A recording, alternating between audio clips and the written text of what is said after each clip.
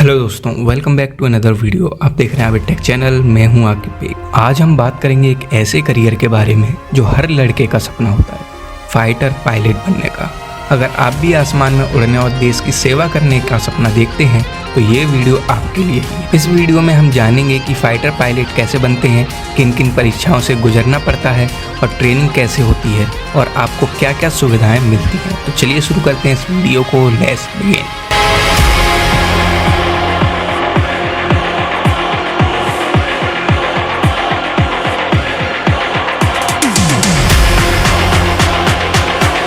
तो सबसे पहले बात करते हैं एलिजिबिलिटी की। अगर आप एनडीए के जरिए जाना चाहते हैं तो आपकी एज 16 से 19 साल के बीच होनी चाहिए। वहीं अगर आप ग्रेजुएशन के बाद सीडीएस या एएफसीएटी के जरिए जाना चाहते हैं तो आपकी उम्र 20 से 24 साल तक होनी चाहिए। बात करते हैं एनडीए की। एनडीए के लिए 12वीं पास होना जरूरी है, खासकर फिजिक्स और मैथ के साथ। सीडीएस या एएफसीएटी के लिए ग्रेजुएशन होना चाहिए। इसमें साइंस या इंजीनियरिंग बैकग्राउंड को ज़्यादा पसंद किया जाता है। फिजिकल फिटनेस की बात करें तो फाइटर पायलट के लिए शारीरिक रूप से पूरी तरीके से फिट होना जरूरी है। आपकी आई साइट, हाइट, वेट सभी मानकों पर खरे उतरने चाहिए। तो ये थी बेसिक एलिजिबिलिटी रिक्वायरमेंट। अब जानते हैं आगे का प्रोसेस। फाइटर पायलट बनने के लिए सबसे पहले आपको एंट्रेंस एग्जाम पास करने होते हैं। इन एग्जाम के बाद ही आप एसएसबी इंटरव्यू और मेडिकल टेस्ट दे सकते हैं। एनडीए एग्जाम की बात करें तो इसमें आपको मैथमेटिक्स और जनरल एबिलिटी टेस्ट देना होता है और ये परीक्षा हर साल यूपीएससी द्वारा आयोजित की जाती है। एनडीए क्लियर करने के बाद एसएसबी इंटरव्यू देना होता है। सीडीएस एग्जाम, सीडीएस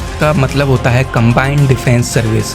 यह परीक्षा ग्रेजुएशन के बाद होती है। सीडीएस के सभी पेपर इंग्लिश, जनरल नॉलेज और एलिमेंट्री मैथमेटिक्स के होते हैं। इसके बाद भी आपको एसएसबी इंटरव्यू देना होता है। एएफसीएटी एग्जाम यानी air force common admission test, यह ग्रेजुएशन के लिए होता है, खासकर एयरफोर्स में भर्ती के लिए। इसके लिए भी परीक्षा और एसएसबी इंटरव्यू देना होता है। एसएसबी इंटरव्यू के बारे में जान लेते हैं। ये सबसे मुश्किल और सबसे ज़रूरी स्टेप होता है। यहाँ आपको अपनी leadership, physical fitness, mental strength, personality दिखानी होती है। इसमें psychological test, group discussion, personal interview और मेडिकल टेस्ट शामिल होते हैं। अगर आप एसएसबी को पास कर लेते हैं तो आप एक एयरफोर्स अकेडमी में ट्रेनिंग के लिए सिलेक्ट हो जाते हैं। अब बात करते हैं ट्रेनिंग की, जो फाइटर पायलट बनने के लिए सबसे ज़रूरी हिस्सा है। एयरफोर्स अकेडमी में लगभग 1 साल की शुरुआती ट्रेनिंग होती है। ट्रेनिंग में आपको flying skill, technical knowledge, physical fitness और लीडरशिप डेवलपमेंट करनी होती है। इसके बाद आप एडवांस फ्लाइंग ट्रेनिंग में जाते हैं।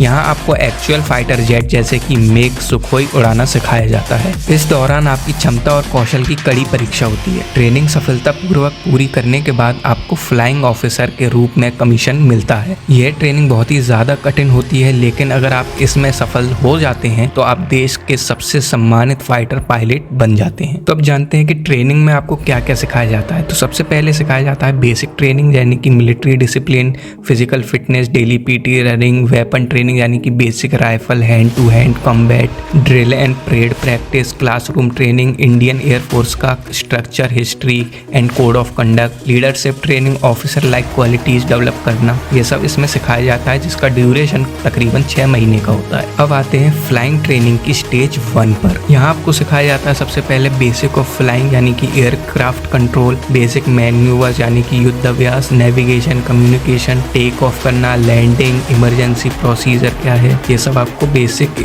फ्लाइंग में सिखाया जाता है। फिर आता है एयरक्राफ्ट की ट्रेनिंग। पायलट को शुरुआती ट्रेनिंग HAL द्वारा बनाए गए पिलेटस PC-7 MK2 पर दी जाती है। फिर आता है सिमुलेटर प्रैक्टिस। रियल एयरक्राफ्ट उड़ाने से पहले फ्लाइट सिमुलेटर पर एक्सटेंसिव प्रैक्टिस की जाती है। इसमें लगभग 55 से 60 घंटे की एक्चुअल फ्लाइंग होती है। परफॉर्मेंस के आधार पर तय होता है कि कैडेट को कौन सी स्ट्रीम मिलेगी, फाइटर, ट्रांसपोर्ट या हेलीकॉप्टर। अब आते हैं स्टेज 2 में, flying training intermediate flying. Fighter pilot cadet को एयरफोर्स स्टेशन हकीमपेट यानी कि तेलंगाना भेजा जाता है। यहाँ लगभग 6 महीने की ट्रेनिंग होती है। एडवांस हैंडलिंग ऑफ एयरक्राफ्टिंग, हवा में कैसे बैलेंस बनाना है, ऊंचाई और गति को कैसे नियंत्रित करना है, तेज मोड़ना यानी कि sharp turn, steep climb, sudden dive करना होता है। इसके बाद रेलिंग लूपिंग, इनवर्ट फ्लाइंग, उल्टा उड़ना, बैरल रोल, वर्टिकल क्लाइंब जैसे फाइटर मैन्यूवर्स, नक्शा देखकर उड़ाना, जीपीएस और रेडियो सिग्नल्स का इस्तेमाल, अंधेरे में उड़ान भरने की प्रैक्टिस, नाइट विजन इक्विपमेंट का इस्तेमाल।